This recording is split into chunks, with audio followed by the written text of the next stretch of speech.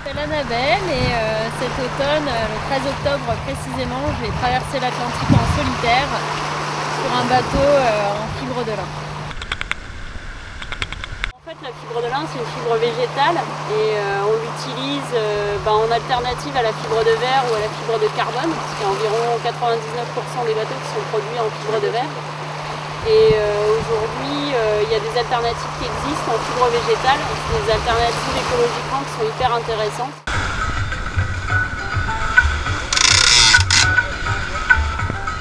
Moi, j'aimerais vraiment promouvoir ces matériaux-là parce que c'est un vrai progrès en termes d'écologie. Et donc, en fait, j'ai monté une association qui s'appelle Agro 650 et j'ai créé un petit site internet avec l'aide de pas mal de gens.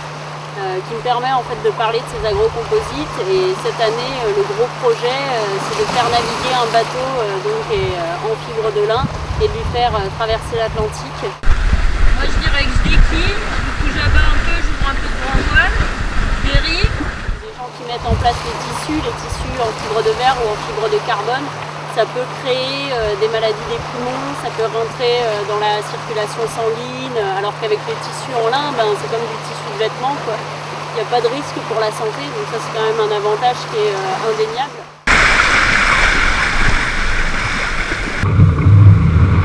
Le lin il est produit localement en France, tandis que la fibre de verre et la fibre de carbone elles sont produites assez loin, en Chine ou au Japon en général. Et donc là, on a quand même une production locale par rapport à une production beaucoup plus loin, donc on économise aussi en transport. Puis surtout pendant la production du matériau, on consomme du CO2 au lieu d'en produire, donc ça c'est vraiment hyper intéressant. Ça y est, c'était la première nave du 791. Enfin, après sa remise à l'eau, parce que sinon, regardez, au compteur, on est à 7700 000 pour la fibre de lin. Bon, concrètement, j'ai commencé en mars, en fait, j'ai récupéré mon bateau en mars. J'ai fait un chantier parce qu'il y avait des petites choses à faire dessus. Et j'ai commencé à naviguer en avril. Ma première course en solo, c'était en avril. Et voilà, c'est le passage de Koningberg, la bouée irlandaise, elle est là.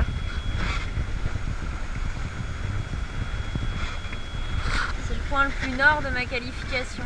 Et je peux vous dire que c'est dommage de ne pas s'arrêter parce que les côtes irlandaises, elles ont l'air magnifiques. Regardez ça. Je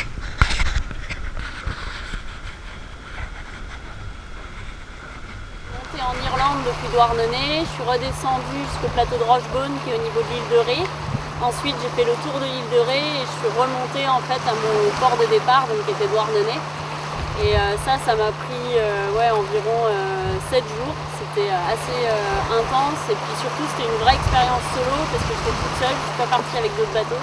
Donc j'ai vraiment été confrontée à la solitude, ce qui me faisait un petit peu peur au départ parce qu'en fait c'est pas des expériences auxquelles on est confronté régulièrement.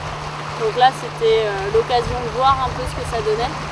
Et en fait ce qui m'a beaucoup surpris c'est que j'ai rarement eu le sentiment de solitude, quoi. Il y a des moments où j'en avais un peu marre, où j'étais fatiguée, où j'aurais bien aimé avoir un petit peu d'aide. Mais la solitude en elle-même, j'en ai pas souffert tant que ça, quoi. Le chocolat, c'est vachement important pour garder le moral. La musique aussi. Puis après, bon, moi j'adore le jambon. Bon, après, ça chacun son truc, mais moi le jambon, ça marche bien. Déjà, on m'a beaucoup soutenue moralement en fait, tout au long de l'aventure depuis mars. C'est incroyable le nombre de mails, de messages que j'ai reçus me disant que l'aventure était belle, que les gens espéraient que j'aille jusqu'au bout, qui me soutenaient moralement, qu'ils étaient vraiment avec moi. Donc ça c'était vraiment un soutien incroyable et nécessaire d'ailleurs parce qu'en fait ça a beau être une aventure en solitaire, sans une certaine solidarité on n'y arrive pas. Aujourd'hui j'ai besoin de récolter des fonds parce que je ne suis pas arrivée à boucler mon budget et donc j'ai besoin en fait que les gens participent un petit peu au projet de manière financière pour ceux qui peuvent, à la hauteur qu'ils peuvent. Mais aujourd'hui c'est vraiment ça que j'ai besoin.